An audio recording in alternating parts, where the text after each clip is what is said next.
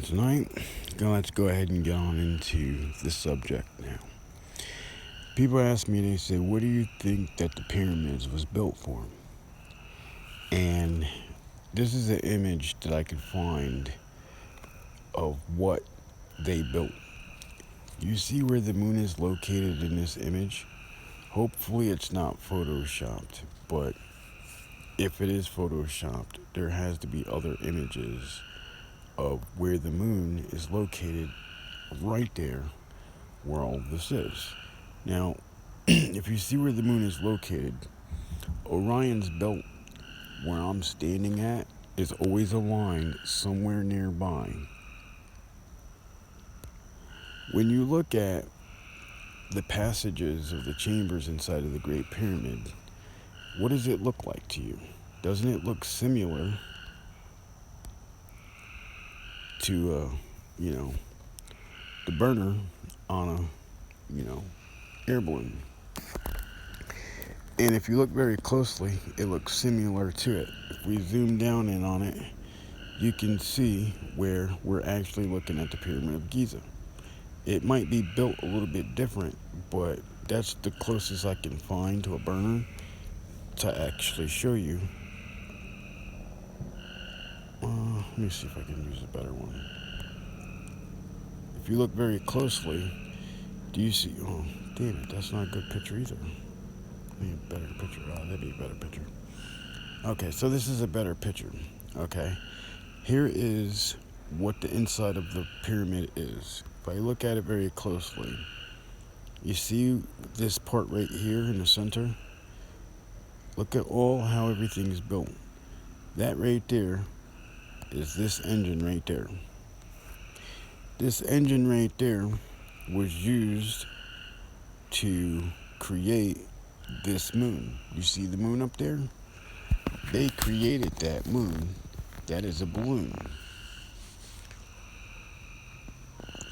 Some people are like, well, how did they accomplish that? How can you verify and make all that happen to believable?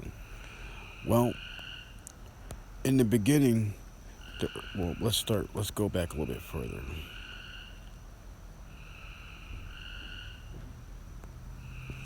In the beginning, the Earth was moving very extremely fast. It was going about like 2.4 miles per hour, I believe. Let me see if I can remember. Yeah. 250 million years ago, the Earth was moving about 4.2 million miles per hour. Imagine humans on the planet. Imagine those humans are all stuck together on one continent moving at that velocity. Do you see where Africa is located? Do you see where the Sahara Desert is located and everything's located? One of the scientists had to come up with an idea. How do we slow down the Earth from moving so fast?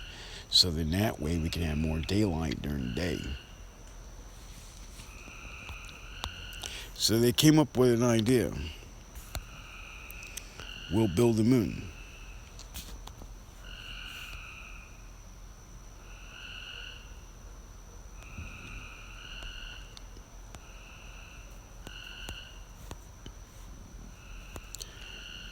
The moon that you see up in the sky. And if you look very closely at where the moon is located, I'm pretty sure that somewhere along the line the moon will be aligned with somehow, possibly, that moon. Even though it says Orion's belt. Now, some people said, well, how is it possible that they were able to move those stone blocks that are 2.5 tons? And I said, well, water can cut through anything. And back then, everything was ice and the earth was moving way faster, which meant that there was less gravity.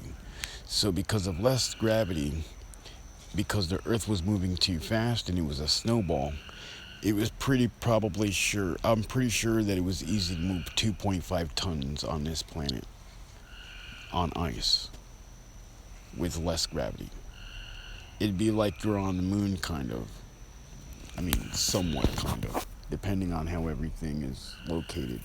depending on the science of it, if we break down the science of it, Earth had probably less gravity. The speed was going too fast, so you could literally push something over the edge or something. And it was ice. You could slide 2.5 you can slide 2.5 tons on ice. Most people are just like on ice, but how would they get it there? Because the desert was probably no different than the fucking Arctic. And trust me, you can snowball something. You can roll a snowball up, right? People's like, right. Well, imagine this really fast. Imagine a ball, a 2.5 ton ball, pushing it. Just imagine it. Okay. People's like, what do you mean? If you took concrete, or if you took like mud, you ever seen the beetle? The dung beetle? The dung beetle, it rolls up the water, and it rolls up the piece of shit, and it rolls it. And it could be heavy. Believe it or not, there are creatures on this planet that can pick up things that are heavier than themselves. But if I'm really doing the math here, I don't think the pyramid was made of actual stone. We didn't cut through all of that stone. I believe that it might have been ice. In that those are what do you call? Those are those are icebergs stacked on top of each other and slid up on top of each other, and you can move ice. With enough people, you can grab ice a certain way and push ice a certain way. People's like, but it would have melted in the desert because the desert was hot. I don't believe that the desert was hot. I believe that that desert was frozen. Deserts get cold at night. So if the world was an ice ball, if the earth was an ice ball, a snowball, let me just see here. If Earth looked like this back then, just imagine this. If Earth looked like that back then, you could literally cut out a 2.5 ton block of ice and push it around with no gravity. It would slide on the ice because it's ice. And you know ice needs certain type of magnetism to levitate, right? So you could actually push stone on this planet. Some people's like, oh, but that's not possible. There are places on this planet where you can push a car. A car can roll backwards up a hill. Now, if you want to do the math, you can do the math, but I'm pretty sure that you're not going to tell me that that big ass iceberg ain't floating in that ocean. And that's probably about 2.5 tons or more. So you don't have to really kind of put into perspective how they did all of that. Now, here's the funny part. People's like, how did they get the moon up into the sky? Well, a geyser, if you ever heard of a geyser can push oxygen up into the air. If you look at how a geyser does what it does, look at this geyser. How much air do you think that you can push into a balloon and push it through the atmosphere and make it up into the sky? People's like, probably not that much. Okay. Well, when we build rockets, we work on combustion. We use rockets, and rockets they use combustion, right? People's like, right. Well, a geyser or a volcano, produces a certain amount of combustion, hence a geyser, which looks like a pyramid, by the way. In an air balloon, we use the balloon burner, which is no different than the geyser, but it pushes up a lot of heat into that balloon, and then the balloon gets bigger and bigger and bigger, and then it lifts off into the sky.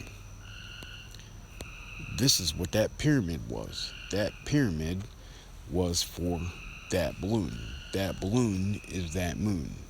That moon, I believe, maybe some type of spaceship that they put up there to go to Orion's belt because it's in the direction of Orion's belt. For example, I'm sitting here in my backyard right now. I'm looking up at the moon. Usually, when I look in that area of the sky, that is where Orion's belt is. Every time the moon comes up and goes down, it's in the same path and in the same direction of Orion's belt. And then I begin to realize that I can't see Orion's belt because the fucking moon is in the way. Or sometimes it's not. But it's in the general location of Orion's belt. The moon could not have slammed into the earth and been like that right there. Let me just show you something real fast about the moon. People are like, the moon crashed into the earth and that's how it created, it became that. And it spun off. That's not true. People's like, but how do you know it's not true? Because there ain't another planet out there that didn't get smacked into by something and it bounced off a certain way and there ain't no rings to show for it. Earth ain't got no rings from that moon. Do you see any rings up there? Matter of fact, let me just show you something. You see the moon's path? If the moon smacked into the earth a long time ago, there would be a ring. You would see a tail from that moon around this earth. There's no tail. There's nothing that leads back to that moon from this earth except that light. That moon is an artificial man-made moon that was created by a different group of humans before we existed. They didn't leave the information behind for everybody.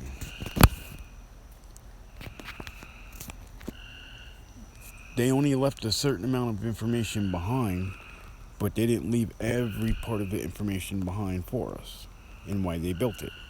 The reason they built it was to slow down Earth from spinning too fast. That moon was designed to slow down the Earth's speed so that it would warm up more. And instead of being on a frozen planet that was spinning too fast in outer space, now we have what we call a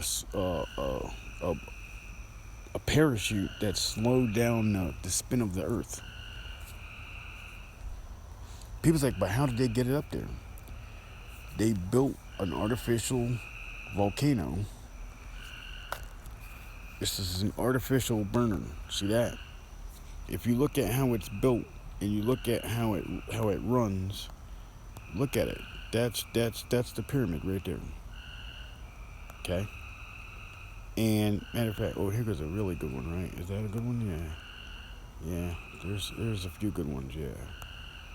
Okay, look at that. That's what the pyramid is.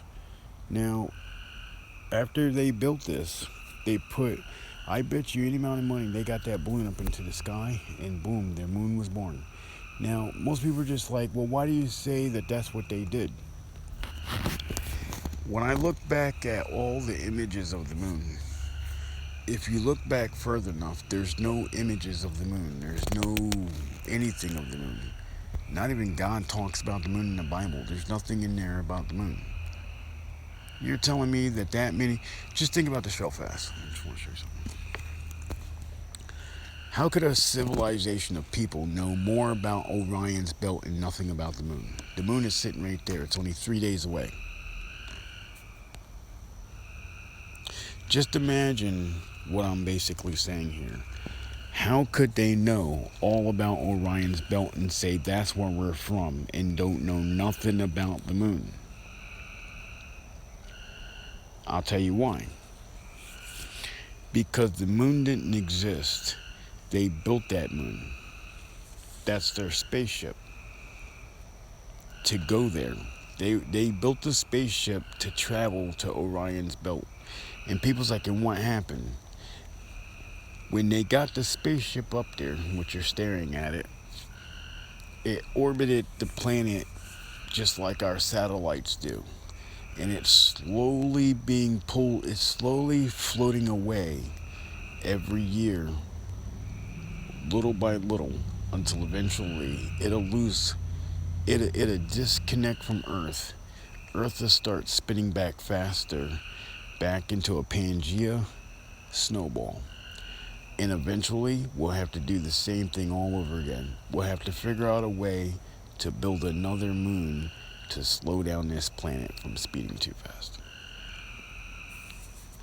Now, many of you are not going to believe this because you believe that the moon came from some other scientific origins and that scientists weren't, like, people weren't smart enough to build a moon in the past and actually achieve this.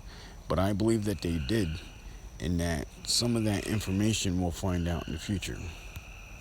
Just remember, next time you're looking up at the moon, that's possibly where it came from. It's some ancient civilization of human beings who wanted to build some type of parachute to slow down this planet from moving too fast because it was a snowball Earth that was moving too fast a velocity for humans to live on.